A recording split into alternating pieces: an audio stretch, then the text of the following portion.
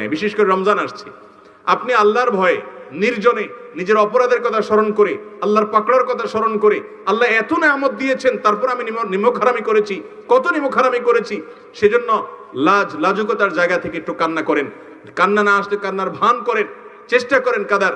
আপনি যদি চোখের পানি ফেলতে পারেন, বিশেষ করে কোনো কারণে পেরেশান আছেন, ডিপ্রেশনে ভুগছেন, দুঃখ কষ্টে আছেন, কারোর কাছে মন খুলে বলতে পারছেন না, বললেও কোনো সমাধান পাচ্ছেন না, সেজদা লুটিয়ে পড়েন, বিশেষ করে ভোর রাতে সারি খেতে উঠেছেন, চলে যান বাড়ির ছাদে, নির্জন কক্ষে, মসজিদে, একাকী, একটু আল্লাহর কাছে সেজদা নিবেদন করে চোখের পানি ফেলে দেখেন। আল্লাহর কসম, যে স্বাদ আপনি পাবেন, এই স্বাদ আপনি কল্পনাও করতে পারবেন না, শুধুমাত্র সেজদা কাদার মাধ্যমে।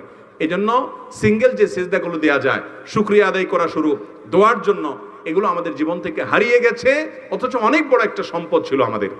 এই সেজদাগুলো আমরা দেব তো ইনশাআল্লাহ। বিশেষ করে রমাদান আসছে, আমি অনুরোধ